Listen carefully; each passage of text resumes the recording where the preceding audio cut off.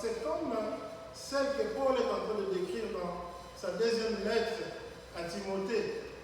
Paul dit à Timothée que vers les derniers temps, il y aura une génération qui sera orgueilleuse, une génération idolâtrice, une génération fanfaron, une génération hautaine, aimant les plaisirs plus que Dieu.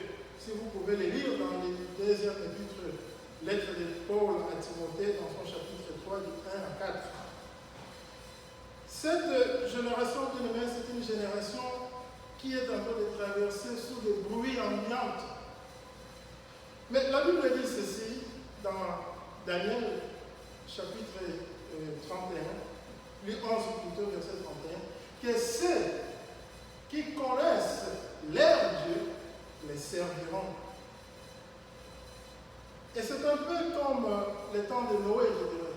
La Bible dit que pendant le temps de Noé, les gens faisaient tout ce qu'ils faisaient, mais Noé, malgré tout cela, a su servir Dieu. Bien aimé, nous savons que l'objectif principal de la restauration de la personne humaine par Dieu n'avait pas d'autre objectif que ramener la personne humaine dans sa position initiale de servir Dieu. Parce que Dieu a toujours voulu que la terre soit un endroit où son influence domine et ses intérêts sont défendus. Dieu n'avait pas créé le ciel et la terre, et plutôt la terre, pour que la terre soit pour la gloire de quelqu'un d'autre. Et c'est pour cela, dans les livres de Genèse, si nous lisons, à toute fois que Dieu faisait quelque chose, il disait que c'était bon. C'était bon, pourquoi? Parce que c'était bon par rapport à lui, pas par rapport à quelqu'un d'autre. Parce que tout ce qu'il faisait cela pour sa gloire. Tout ce qu'il créait, il créait cela pour sa gloire. Alors, nous qui avons reçu Jésus-Christ dans notre vie comme Seigneur et Sauveur, nous, je dirais dans notre mot, qui avons, par la résurrection et par la mort et la résurrection de Jésus-Christ, ont reçu le salut, nous avons le devoir de servir Dieu dans notre génération. Et je dirais, si Dieu nous laisse encore, malgré qu'il nous a sauvés, sur cette terre, et il n'a pas voulu nous faire partir de la terre, c'est parce que Dieu veut que nous puissions nous servir plutôt dans notre génération. Je dirais que Jésus-Christ, quand il a prié pour les apôtres, il a demandé au Père, pas pour de les faire partir du monde, mais de les laisser dans le monde. C'était pour quel but? C'est pour qu'ils puissent les servir. Alors, Jésus-Christ, quand il a prié pour les apôtres, il ne s'était pas limité là, il a prié aussi pour ceux qui croiront plus tard à leur message. Et aujourd'hui, vous êtes d'accord avec moi que nous sommes ceux-là qui ont pris au message des apôtres, et par conséquent, nous sommes appelés, n'est-ce pas, comme les apôtres, à servir Dieu dans notre génération.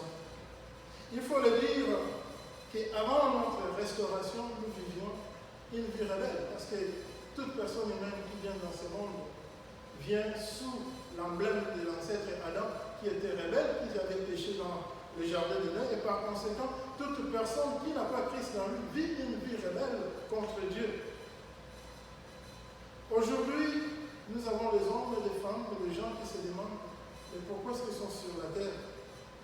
Peut-être ils ne savent pas, mais la Bible est très claire.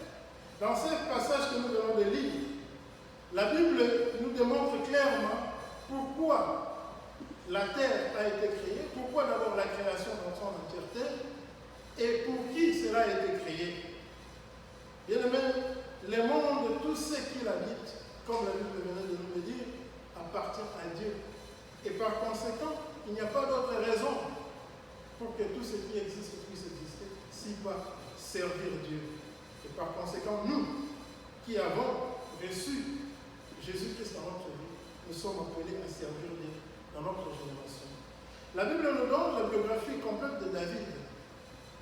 Dans le livre des Actes que nous avons lu, la Bible dit ceci. Or, David, ça je suis en train d'interpréter, après avoir servi Dieu dans sa génération, il est mort. Bien-aimé, David était averti. David a compris le pourquoi de son existence. Et c'est pour cela, sans ambiguïté, il a consacré toute sa jeunesse, toute sa vie à servir Dieu dans sa génération. Nous aussi aujourd'hui, la question que nous devons nous poser, c'est celle de savoir, sommes-nous en train de servir Dieu dans notre génération? Vous savez, la raison de l'existence de la personne humaine a été altérée par ce monde. Et c'est là à cause du péché. La raison de l'existence de la personne humaine a été changée. L'homme ne vit plus pour Dieu qui l'a créé, l'homme vit pour lui-même. L'homme cherche en tout moment comment accomplir ses objectifs tout en négligeant les objectifs de Dieu. Et ceci, c'est à cause des contextes culturels où nous venons dans ce monde, qui est sous l'influence du malin et qui nous pousse, n'est-ce pas, à poursuivre des objectifs qui sont égoïstes au détriment des objectifs de Dieu.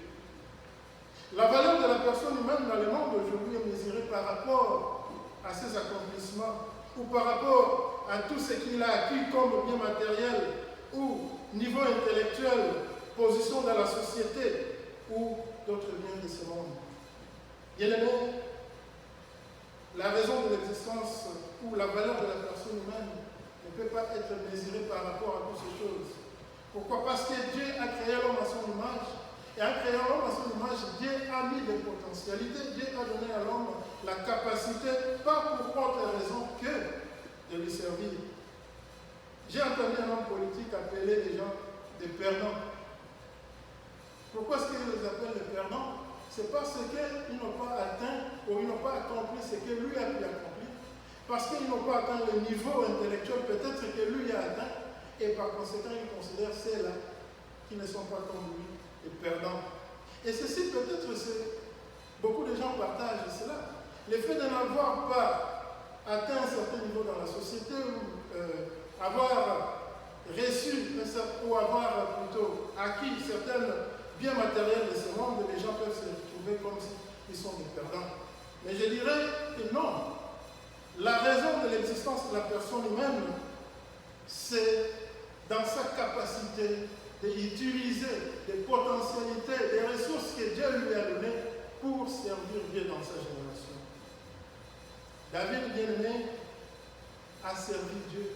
Et la Bible donne un témoignage, un grand témoignage pour lui. Comme j'ai dit très haut, nous avons des hommes et des femmes qui se demandent pourquoi est-ce qu'ils sont ici. Ils ne savent pas pourquoi ils sont ici. Et de l'autre côté, nous voyons qu'il y a des gens qui peuvent travailler toute leur vie, atteindre les niveaux, avoir le bien matériel, mais à la fin de compte, il dit comme Ecclésiaste, il a dit, vanité des vanités, poursuivre des vents. Pourquoi? Parce que l'objectif fixé par Dieu, ce n'est pas seulement d'acquérir ces biens matériels. Il n'y a rien de mal si on peut avoir un niveau intellectuel élevé, si on peut occuper des positions dans la société, si on peut avoir des biens matériels, mais la raison de l'existence ou la raison de tout cela doit être, n'est-ce pas, servir Dieu dans ta génération. Pour moi, quand je grandissais, je pensais que la vie s'est mesurée ou s'est résumée plutôt aller à l'école, obtenir un diplôme, après les études, un travail, après le travail, une femme, après une femme, les enfants, et c'est ça la vie. Mais au fur et à mesure, j'ai fini par comprendre que moi, je suis ici pour plus que ça. Et c'est pour servir Dieu. Tout cela doit être des étapes que l'homme peut passer, ou la personne humaine peut passer au travers pour atteindre ce que Dieu lui a fixé comme objectif. Et les objectifs de Dieu n'ont rien d'autre que lui servir, lui et lui seul dans ta génération. Je veux dire, il n'y a rien de mal si l'homme peut gagner toutes choses dans la vie. Je voulais répéter cela. Mais la raison derrière tout cela doit être pour servir Dieu. Utiliser toutes ces ressources-là pour servir Dieu dans ta génération. Dieu aujourd'hui, bien-aimé, est en train de chercher des hommes et des femmes qui peuvent lui servir dans leur génération. Quand nous donnons notre vie en Jésus-Christ, nous acceptons, n'est-ce pas, de devenir des propriétés de Dieu. Nous cessons d'être des rebelles, nous cessons d'être les enfants de ce monde pour devenir les citoyens du royaume des cieux. Et par conséquent, tout ce que nous avons, tout ce que nous possédons, tout ce que nous sommes doit être pour un seul but, servir Dieu dans notre génération. Et c'est ce qui explique la parabole des talents. Les propriétaires ont remis à ces travailleurs les ressources, disons un peu, qu'ils devraient utiliser pour lui servir. Les autres ont bien fait, comme David, mais il y avait un serviteur, lui, qui n'a pas su faire ce qu'il devrait faire. Et nous savons ce que la parabole nous dit. Donc, bien aimé, nous comprenons que toute personne humaine reçoit quelque chose de la part de Dieu, petit que soit-elle. Et tout ce que nous recevons de la part de Dieu ne doit être utilisé que pour servir sa gloire dans notre génération. Dans notre monde, nous qui sommes des dieux, nous sommes des ambassadeurs de Dieu sur la terre.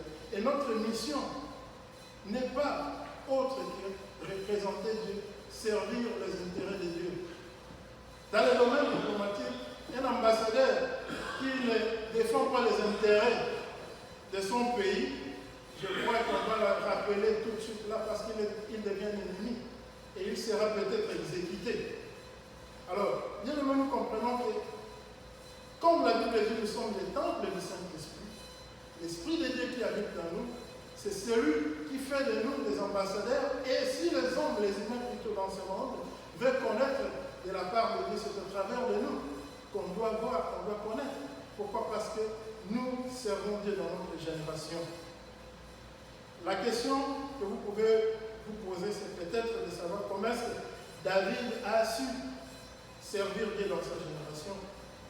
Je dirais, premièrement, David avait une relation personnelle avec Dieu. Les Écritures nous disent clairement que Dieu a dit, j'ai trouvé David, fils d'Esaïe, l'homme selon mon cœur, qui accomplira tous mes desseins. Donc David avait une relation personnelle avec Dieu. Et nous aussi, pour que nous puissions être capables, comme je l'ai dit, de servir Dieu, nous devons avoir une relation. Or, nous avons déjà une relation si nous avons reçu Jésus-Christ dans notre vie comme Seigneur et Sauveur. David a utilisé ses talents, il a utilisé tout ce que Dieu lui avait donné pour servir Dieu dans sa génération. Et David, comme j'avais dit, a su cela dès sa jeunesse. Et c'est comme les conseils qu'Ecclésiaste donne aux jeunes. Il dit, jeune homme, souviens-toi de ton Créateur avant que le jour mauvais arrive. C'est dans sa jeunesse que l'homme ou la personne humaine doit chercher à savoir le pourquoi de son existence sur cette terre. Parce que quand on est vieux, des fois on devient, je ne dirais pas paresseux, mais on devient, on n'a plus le temps de penser de ce qu'on peut faire. Peut-être qu'on a le temps de penser à d'autres choses. Donc David, dès sa jeunesse, il a tué Goliath quand il était jeune. David est devenu roi quand il était jeune. Et toute sa vie, il a passé, n'est-ce pas, en servant aux intérêts de Dieu dans sa génération. Alors, quelles sont alors les conditions que nous devons accomplir pour que nous puissions servir Dieu dans notre génération? Pour servir Dieu dans notre génération, je dirais que premièrement, nous devons être remplis du Saint-Esprit. Par là, je sous-entends être conduit par l'Esprit de Dieu. Pourquoi? Parce qu'il y a l'Esprit du monde et il y a l'Esprit de Dieu. L'Esprit de Dieu dirige les enfants de Dieu, les citoyens du royaume des cieux, dans la volonté de Dieu. Et c'est par le Saint-Esprit que les hommes ou la personne humaine sont capables, n'est-ce pas, de recevoir les choses de la part de Dieu et de comprendre les choses qui nous viennent de la part de Dieu. Mais l'esprit du monde, c'est un esprit rebelle qui ne va pas, n'est-ce pas, vous aider à connaître ou à recevoir des choses de la part de Dieu. Et David était animé par l'Esprit de Dieu. Nous devons avoir une foi intérieure. Parce qu'on peut dire on a la foi, mais pas une foi intérieure, une foi apparente. Mais la foi qui nous est demandée pour accomplir, pour servir Dieu dans notre génération, c'est la foi intérieure. Et par là, je pense, je sous-entends être intentionnel. Parce que la Bible dit la foi, c'est la capacité de croire ou de recevoir des choses qu'on n'a pas encore vues, mais qu'on espère qu'on verra. Alors, il nous faut plutôt être intentionnel si nous voulons servir Dieu dans notre génération. Et c'est par la foi que nous saurons, n'est-ce pas, accomplir les choses comme David l'a fait. David, en s'approchant de Goliath, il n'avait pas de l'expérience de la guerre. Mais David l'a fait intentionnellement. Pourquoi? Parce qu'il avait la foi. Et il savait qu'avec Dieu, il sera capable de terrasser Goliath. Et même quand Goliath s'approchait de lui, Goliath lui a insulté. David lui a dit: tu m'insultes. Moi, je vais aujourd'hui, au nom de Dieu d'Israël, je vais couper ta tête. Donc, bien aimé, nous devons aussi avoir un esprit de sacrifice. Pourquoi un esprit de sacrifice? Parce que rien n'est facile sous le soleil. Tant que nous sommes encore en chair et en os sous le soleil, rien ne sera facile. On fera toujours face à l'opposition. Et cette opposition-là peut être intérieure de toi-même, cette opposition-là peut être aussi extérieure. Mais ce que nous devons faire, il faut être déterminé parce que nous voulons servir à la gloire de Dieu. David avait la détermination. Nous devons avoir un esprit d'humilité parce que l'humilité, c'est un fruit de l'esprit. Dans le monde, on nous dira l'humilité, c'est la lâcheté. L'humilité plutôt, c'est la faiblesse. Mais l'humilité, pour nous qui sommes enfants de Dieu, c'est une force. L'humilité, c'est une vertu. Pour conclure, je dirais, quelles sont alors les qualités de la personne qui peut servir Dieu dans sa génération? Premièrement, je dirais, il faut être un homme de Dieu. Deuxièmement, avoir la foi en action, être motivé. Troisièmement, avoir un esprit de sacrifice et de consécration. Parce qu'on peut avoir l'esprit de sacrifice, mais si on n'est pas consacré, on ne saura pas atteindre les objectifs pour de servir Dieu. Et il faut avoir un esprit d'humilité. En Jésus-Christ, bien-aimé, je reste convaincu, nous sommes capables de servir Dieu dans notre génération, comme David l'a fait dans sa génération. Dieu a mis à notre disposition toutes les ressources possibles que nous pouvons utiliser pour le servir. Peut-être tu n'as pas ce talent, ce don de se tenir devant les gens derrière un pupitre pour prêcher la parole, mais tu es capable peut-être de parler de Dieu ou de servir Dieu dans ton milieu de travail. Il est facile, bien aimé, pour qu'un homme puisse faire de bonnes choses toute sa vie, mais oublie l'essentiel. Et l'essentiel, c'est quoi? C'est servir Dieu dans ta génération. Nous sommes ici en tant qu'enfants de Dieu, croyants en tant qu'Église de Christ, pour servir Dieu dans notre génération. Nous ne sommes pas ici seulement pour naître, grandir et puis mourir. Et il n'y a rien de mal avec ça. C'est la voie que toute personne humaine doit passer pour devenir, n'est-ce pas, humain sur la terre. Mais notre objectif, la pensée qui doit nous animer toujours, doit être la pensée de servir Dieu dans notre génération. Pour nous qui vivons en Amérique, les rêves américains, ce n'est pas mauvais, mais c'est pour quelle fin? Frères et sœurs, nous sommes ici pour servir Dieu. Toute personne humaine doit savoir comment gérer les ressources, tout ce que Dieu lui donne pour lui servir dans sa génération. Dieu nous fixe un objectif d'étendre son royaume sur cette terre et nous devons nous donner corps et âme pour que nous puissions accomplir cette mission. L'urgence, je dirais ici, c'est le royaume des cieux.